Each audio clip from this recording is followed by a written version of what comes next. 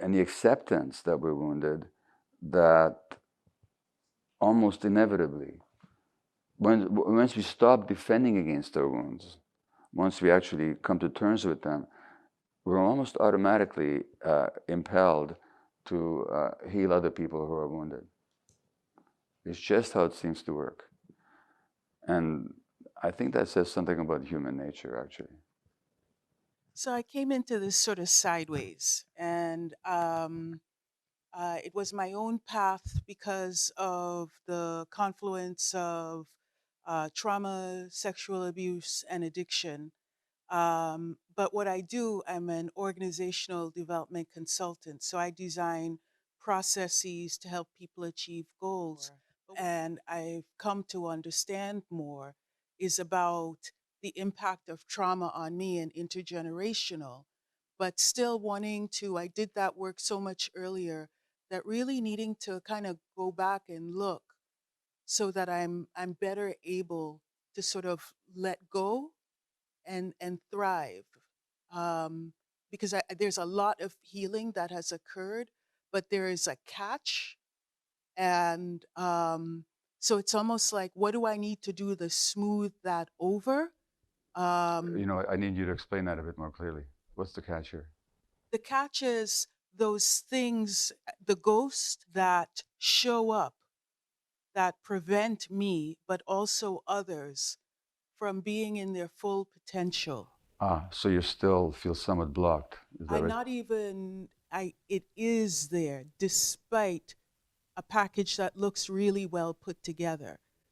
And so as I am, in my 50s, I don't want the rest of whatever time I have to be hampered by that and whatever contribution and purpose I am intended to make.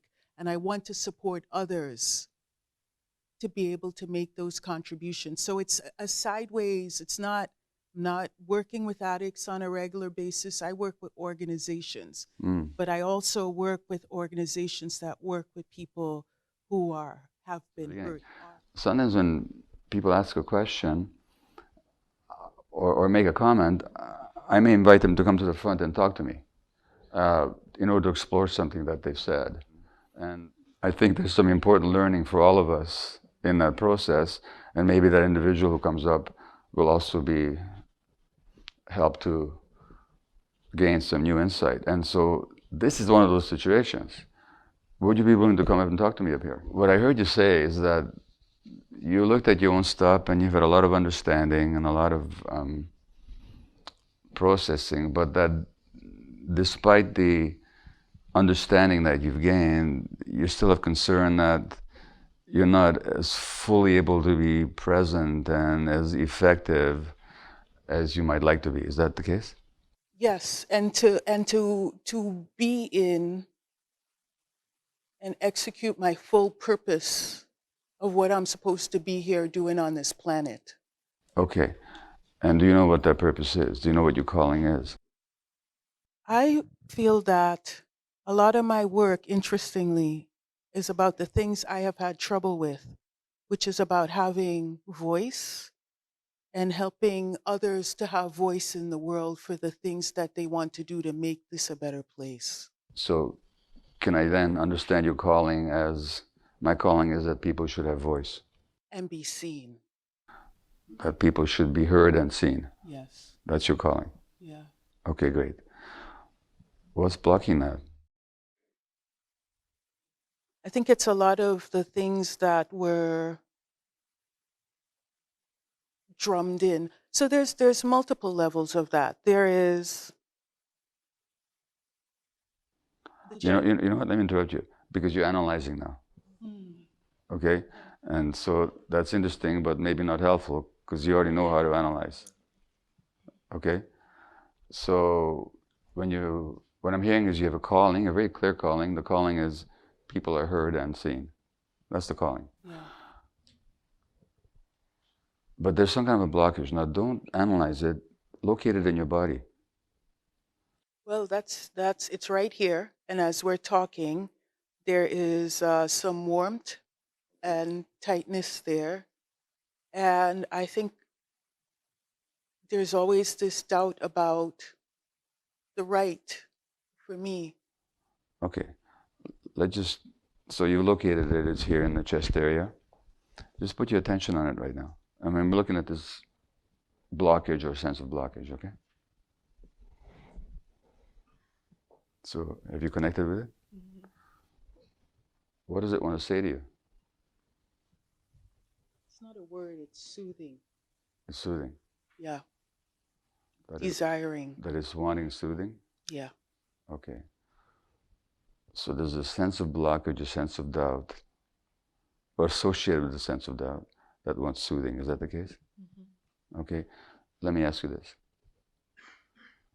If you're in touch with this sense here that you've just identified, how familiar is it to you? Oh, very. How far does it go back? I would say that this, haha, um,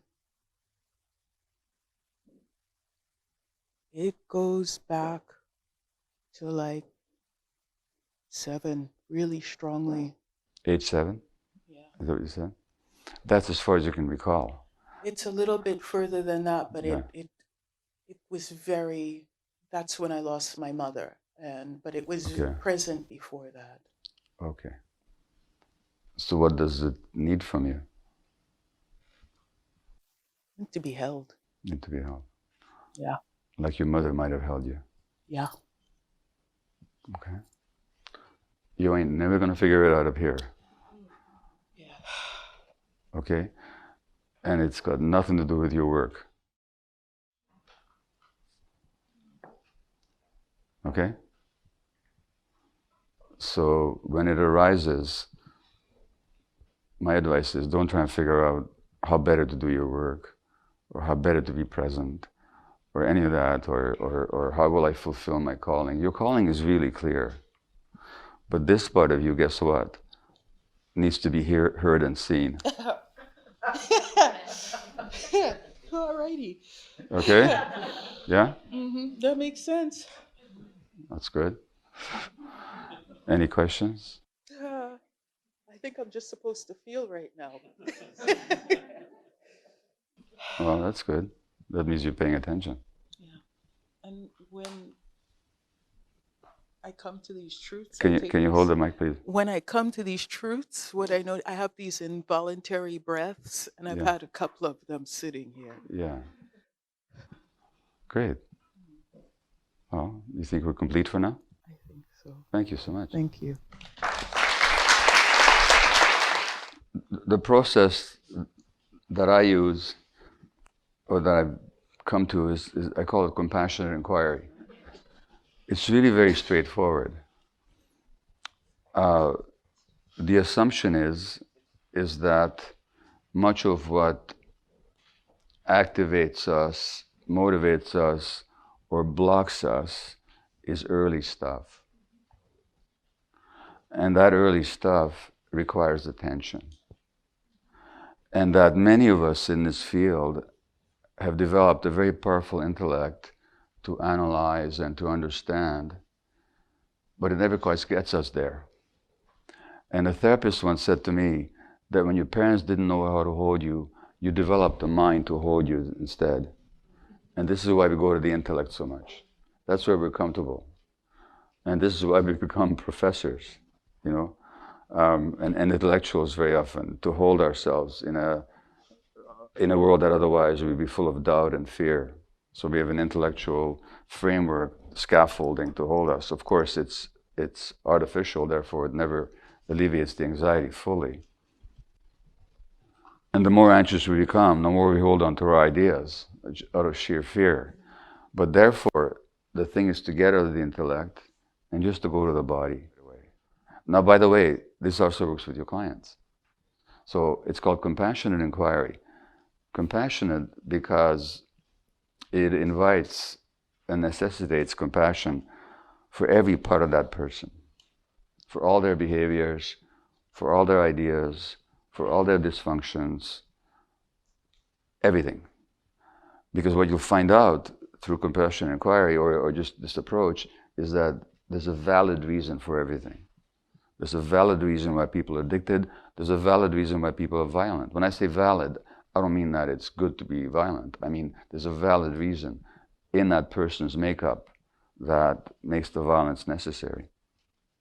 So compassionate for everything, doesn't matter how it shows up.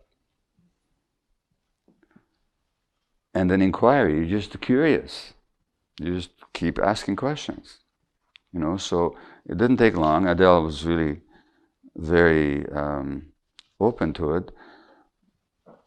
Once you get out of your head, well, where in the body is it located? Because it's always located in the body.